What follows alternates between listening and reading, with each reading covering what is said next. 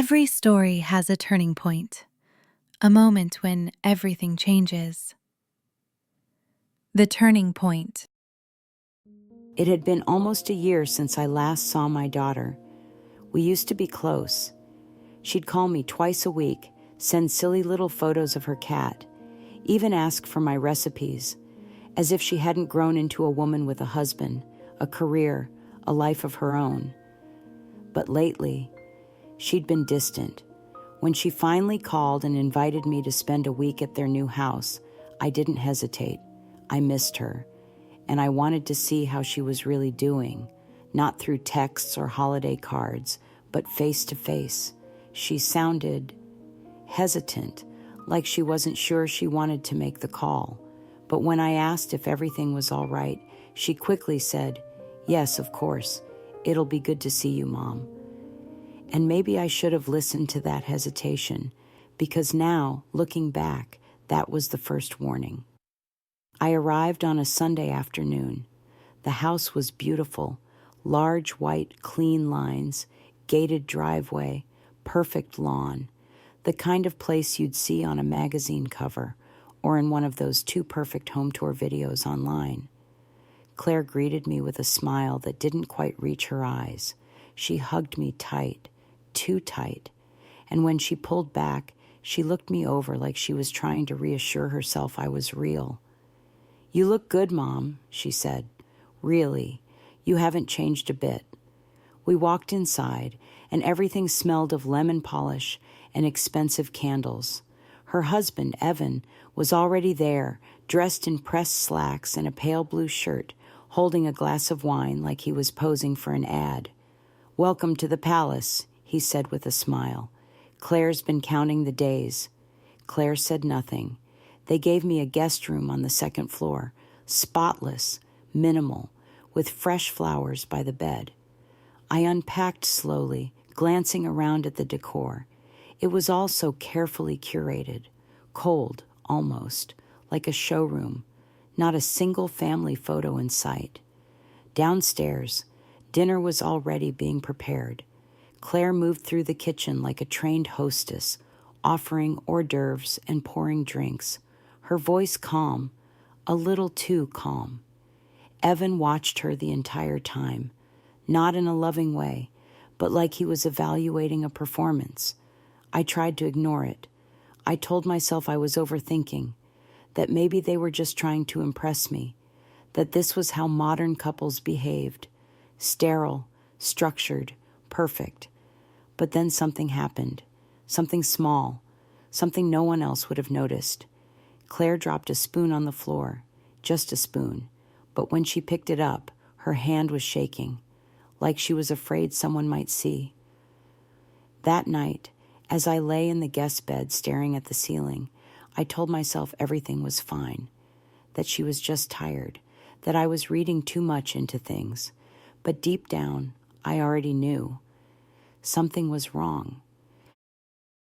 The next morning, I woke up before anyone else. The house was quiet, almost unnaturally so. Not a single creak or sound from the pipes, not even birds outside. It felt staged, like I wasn't in a home, but a set. I made myself coffee in the spotless kitchen. Every mug was arranged by color, every drawer labeled. I found the sugar in a container marked organic cane, measured, not just sugar. No clutter, no mismatched spoons, no open cereal boxes, just order. Claire came downstairs exactly at 7:30. Not a minute earlier, not a minute later. She looked fresh, composed, in a white blouse that didn't have a single wrinkle. I remember thinking, when did she start dressing like this for breakfast? We sat on the patio with our coffee. The sky was clear, the air crisp, the backyard perfectly landscaped. A gardener moved silently along the hedges, clipping with precision like he was afraid to make noise. Claire asked how I slept, smiled politely, and kept her gaze fixed on the garden. "I don't really use the guest room much," she said, sipping her coffee, "but I made sure it was ready for you." "Thank you, sweetheart," I said. "It's lovely." She nodded. That was it. Not how are you, not I missed you, not even I'm glad you came. Just polite surface talk, like I was visiting an Airbnb and not my own daughter. I tried asking her how things were going. Work, life, friends. Her answers were short, pleasant, rehearsed. I'd raised this woman. I knew her tells, and right now she was hiding something. Later that day, Evan left for meetings. Claire seemed to relax slightly the moment his car pulled out of the driveway. She made lunch, sandwiches, no conversation, and then excused herself to make a call upstairs. I wandered the house, trying not to pry, but unable to help myself. Every room looked like it had been prepared for a magazine shoot. No laundry baskets, no chargers left plugged in, no water glasses on nightstands.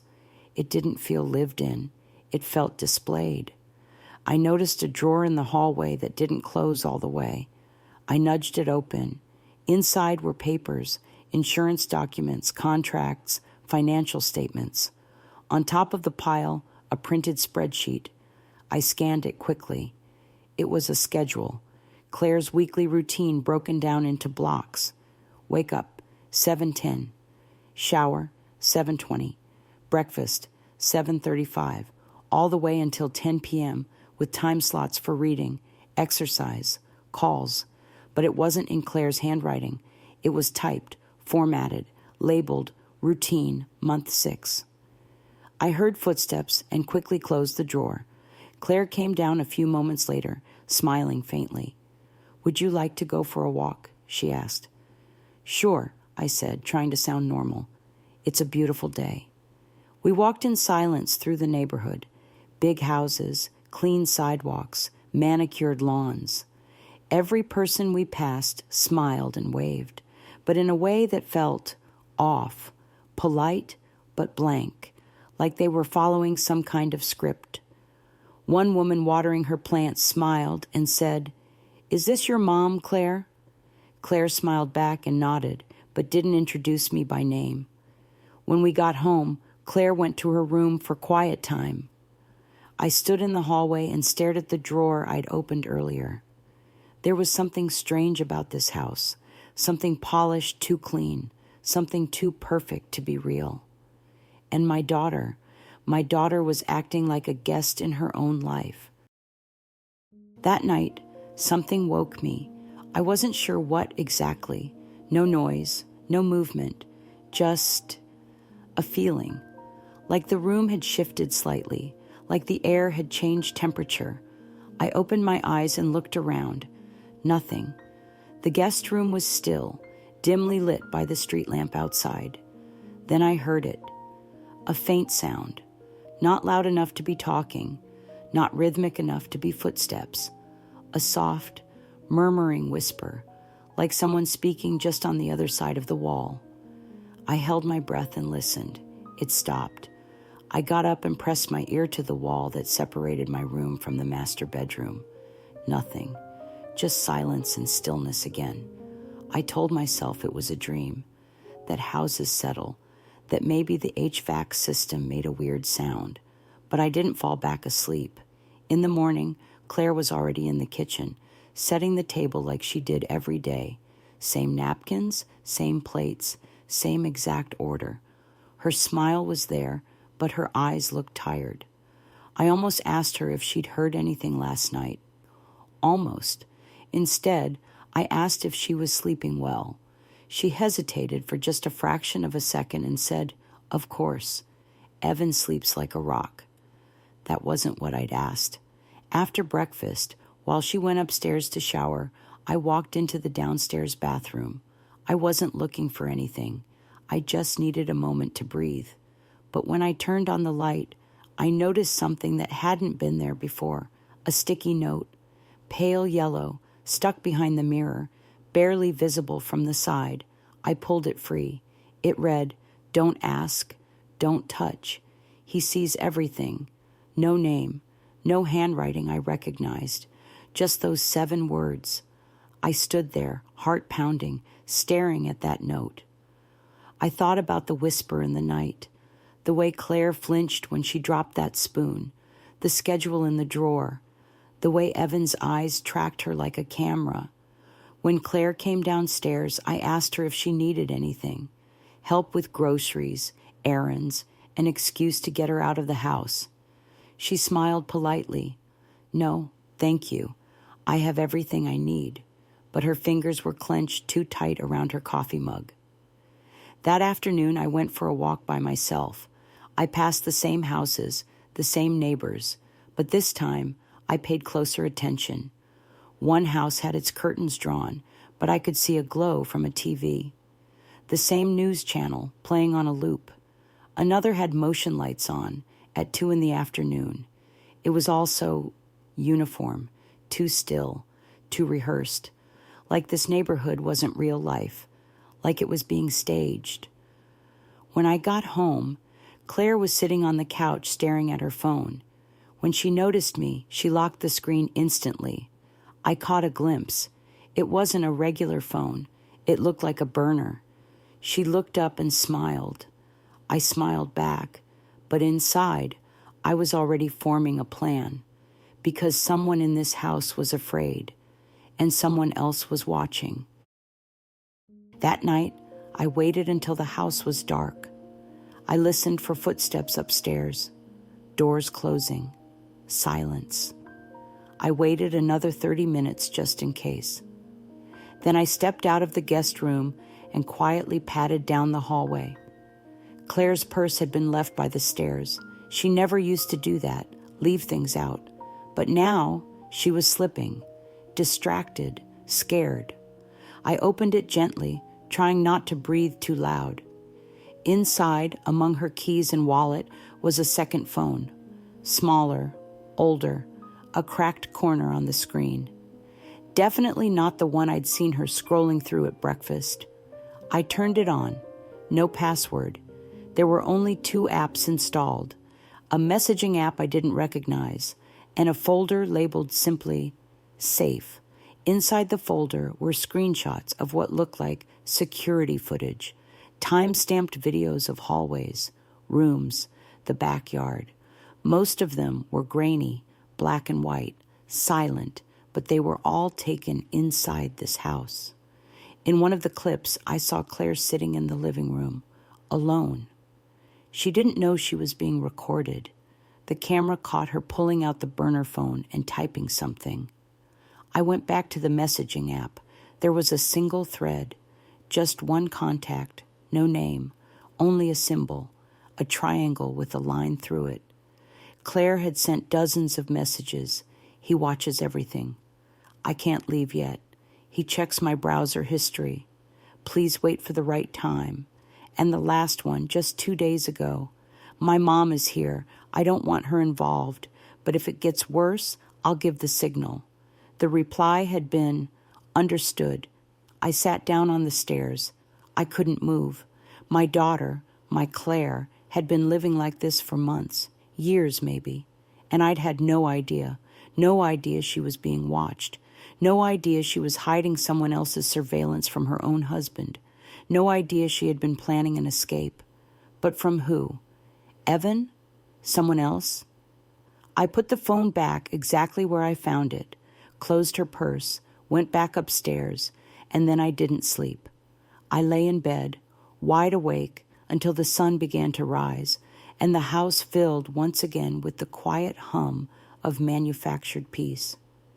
At breakfast, Claire acted normal, smiled, offered me toast, but her eyes flicked to mine just once, and there was something there, a question, or maybe a warning. It was strange how much more I noticed after that night. Evan had always seemed charming, handsome, articulate, the kind of man who remembered names, poured wine with just the right amount of flair, and smiled with his whole face. But now I saw everything underneath. The way Claire's posture shifted whenever he entered the room, the way she stopped speaking mid-sentence if he walked by, the way her hands fidgeted under the table while he talked. He wasn't physically aggressive, not loud, not cruel, at least not in any obvious way. He was something else. He was precise. That morning, he asked if I wanted to join him on the patio while he took a work call. I didn't want to, but I said yes. I needed to see him up close, watch how he operated. We sat outside under the awning. He had his laptop open, phone in one hand, coffee in the other. When the call ended, he leaned back and smiled. "I hope Claire's making you feel at home," he said. "She is," I replied. "She's always been good at keeping things tidy, organized. I don't know what I'd do without her." He said it with a smile, but there was something sharp underneath. "She seems tired," I said carefully. He chuckled. "She gets that from her mother." I forced a smile, but inside my stomach turned. Later that day, I tried to talk to Claire, alone. We were in the kitchen, folding laundry, of all things. She was quiet, methodical, staring at the towels like they held the answer to something. "Claire," I said softly, "if there's something wrong, you can tell me. You know that, right?" She looked up quickly. Her eyes were wide, too wide. Then she glanced at the hallway. She shook her head. "Mom, please don't. Not now, just please." That was all she said, but the panic in her voice was louder than any scream. That evening, I went into the garage while Evan was out running errands. There was a locked cabinet in the corner, metal, bolted shut. Above it, on a shelf, were 6 labeled hard drives. Each one had a name written on white tape, just numbers and months. When I touched one, Claire's voice suddenly came from behind me. "Don't," she said. I turned. She was pale, standing in the doorway like she'd run there. "What is all this?" I asked. Her eyes filled with tears. "Please don't ask. Not here. Not yet." "Claire, what's in those drives?" She opened her mouth and stopped. Footsteps. Evan was back. She wiped her face, stepped forward, and smiled like she'd just come to get something for dinner. In that moment, I realized something. She wasn't just scared of Evan. She was protecting me. And whatever she knew, whatever was in those drives, it was dangerous. I couldn't stop thinking about those hard drives. That night, I lay in bed replaying everything I'd seen. The labels, the lock, the look in Claire's eyes. She wasn't just protecting herself anymore. She was shielding me from what I still didn't know. The next morning, I pretended to go for a walk. But instead of looping around the neighborhood like I usually did, I walked in the opposite direction, toward the older part of the development. Most of the homes here looked nearly identical. Same builders, same layouts. But a few were different, slightly older, fewer security cameras, less manicured. One of the porches had a wind chime. That alone made it stand out. A woman in her 60s was watering potted plants. I introduced myself, said I was Claire's mother, visiting for the week. Her face changed instantly. "You're Claire's mom?" she asked, lowering the watering can. "Yes. Have you met her?" She hesitated. "A few times. Quiet girl, very polite." There was a long pause. I didn't fill it. She finally added, "I knew the woman who lived there before Claire." I looked at her. "Before Claire?" She nodded. "She was Evan's first wife." The air shifted. I asked slowly, "What happened to her?" "She left," the woman said. "Suddenly. No goodbye. No moving truck. One day she was there. The next day, gone." "Do you know her name?" Another pause. Then, "Julia." "And no one ever followed up?" She looked away. "People around here don't ask questions. And Evan's always been involved. Committee meetings, donations. He knows everyone." I thanked her and walked back to the house, my heart pounding harder with every step. Claire wasn't the first, and suddenly it all made sense. The perfection, the routine, the surveillance, the fear. Evan had done this before, built the same illusion, the same control, and then erased someone. That night, I asked Claire directly, We were alone for just 10 minutes while Evan took a call upstairs. I didn't waste time. I spoke to a neighbor, I said, about Julia. Claire's face drained of color. She said Julia just disappeared, I added. Is that what you're afraid of? That you'll be next? She shook her head. No, she whispered. I'm afraid it'll be worse. Worse how? She looked up at me, her voice shaking. Because Julia didn't disappear, Mom. She tried to run, and I think he found her. We didn't talk again that night. After Claire's confession about Julia, about the fear of being found, I knew she had told me as much as she could, but not everything. There was still something she was holding back. The next morning, I slipped her a note folded into the inside of a clean dish towel. It said, "If we leave, would you come with me?" She didn't answer with words. She just pressed the towel to her chest and nodded. That was all I needed. I started planning. I booked a return flight home for 2 days later, but not for me alone. I used my tablet in the bathroom with the door locked, bought Claire's ticket under her maiden name. I texted my neighbor back home to get my guest room ready. I packed my suitcase and hers in the trunk while Evan was out. Every step made my heart beat faster. Claire still played her part, smiled at breakfast, folded laundry, responded when Evan asked about dinner, but I could see it in her posture, the trembling calm of someone who knew the storm was coming.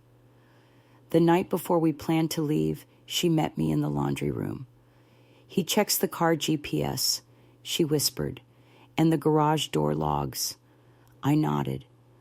We'll walk to the corner. I'll call a cab. No electronics, no signals. She hesitated. There's something else. One more thing I need to get from the house before I go. What is it? She looked at me for a long moment. The drives, she said. I have to take them. I didn't argue. If she thought they mattered, they did. At 3 a.m., we slipped out of the house, shoes in hand, coats tucked under our arms. I'd disabled the alarm earlier, cut the backup battery in the panel while Evan was showering. Claire led the way to the garage. Her hands were shaking as she unlocked the cabinet and pulled out the 6 hard drives. She wrapped them in a towel and handed them to me. Then came the sound, a soft chime, the front door opening. We froze. Claire's eyes went wide. He wasn't supposed to be home. We backed into the laundry room, clutching the drives like they were made of glass. I heard his voice call down the hall. Claire? We didn't answer. We slipped out the side door and ran, barefoot across cold pavement, until we reached the corner where the cab was waiting, engine running. We jumped in. I didn't look back. Only once, as we pulled away, did I glance in the side mirror, and I saw Evan standing in the middle of the road, not yelling, not chasing, just watching, expressionless, as if he'd expected it all along. We didn't speak during the ride to the airport. Claire held the towel with the hard drives pressed tightly against her chest, like it was the only thing keeping her together. I sat beside her, my hand over hers, trying to be steady, trying to be brave, for both of us. The flight felt endless. Every delay, every overhead announcement made me flinch. I kept expecting someone to stop us, for Evan to walk up the aisle with that same calm, expressionless face. But no one did. We landed.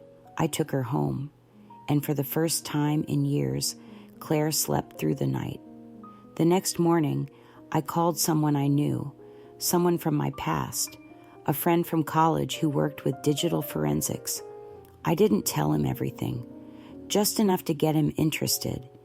He agreed to take the drives. 3 days later, he called. I don't know what you walked into, he said, but your daughter was under full-time digital surveillance, motion-activated video, audio logs, facial recognition software. He paused, and it didn't start when she met him. It started before. I didn't understand. What do you mean before? She was being watched for years. Someone picked her, groomed her digital footprint. The drives have files going back to when she was in college. There are notes, observations. It's like she was part of some long-term behavioral study. Study? I asked, my throat dry. I don't think this was just about control, he said. This was documentation. And Evan? He's not the only one doing it. There are other names, other women. I thanked him and hung up. I didn't tell Claire everything he said. Not yet. She was still fragile, still jumping at doorbells and flinching at shadows. But slowly, she began to come back. She started cooking again, laughing at dumb TV shows, sleeping without a nightlight. I stayed with her for weeks, because sometimes a mother doesn't get to walk away. Sometimes you have to stay, even when the nightmare's over, just to prove it's truly gone. One afternoon, I went out to get groceries. Nothing unusual, just milk, some fruit. Claire was home taking a nap. When I came back, there was a package at the front door. No return address, no markings, just a plain white box. Inside was a single USB drive and a note. This isn't over. I don't know who sent it or how they found us. But I know one thing now that I didn't before. My daughter isn't crazy. She isn't paranoid. And she sure as hell isn't alone. If this story moved you, there's more to come. Subscribe and don't miss the next turning point.